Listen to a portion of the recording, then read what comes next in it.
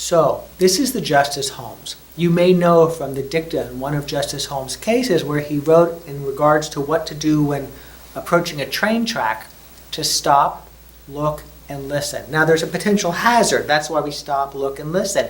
And what you might find while you're sitting out one day reading, studying for the bar, but you're distracted, you're having difficulty focusing, you sort of want to get up and walk around, well, in some ways, that's not the best idea, probably. It would be nice to be able to make a better decision about what to do, and perhaps to have a short practice that can either help you make a better decision about whether I should take a break for lunch, or whether I should turn to my cell phone and talk to that person, give them a call, or whether I should stay with the material that I'm reading and stick with it a little bit longer. So the practice is to draw upon that sage advice of stop, look, and listen, and to bring it into that moment. You can do this in 30 seconds. You could do this in 5 minutes. I'll just describe it for you. But I want to share with you that there's a lot to this practice. But it does involve not just going through the motions of stopping, looking, and listening, but actually sinking a little bit more fully into that moment with greater awareness of what's taking place around you. And you'll see how that plays into this instruction. So, first you stop. Whatever you've been doing, you realize, I want to practice the Justice Holmes. So you stop, you pause. Close the book, put it down, push it aside, take what you're reading, put it to the side, take your phone, turn it over, whatever that may be. Take a breath or two. Sort of like you're stopping as you're approaching those train tracks. And you want to take those few breaths so that you can actually pay attention to what's arising, what may be coming along. After you do, you then look. You look around.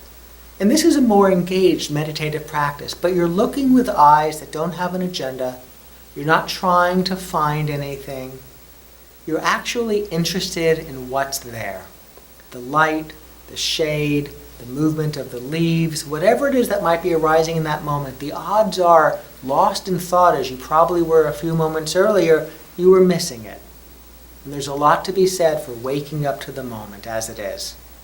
And so you look with eyes that as if they're seeing for the first time. You've just been given the gift of sight. With that kind of open, interested, curious, grateful sense. After doing that for a few moments or a few minutes, to then expand the field of awareness and listen.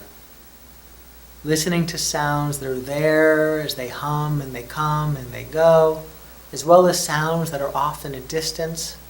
Really opening up to the symphony of sound arising in that moment, in those moments.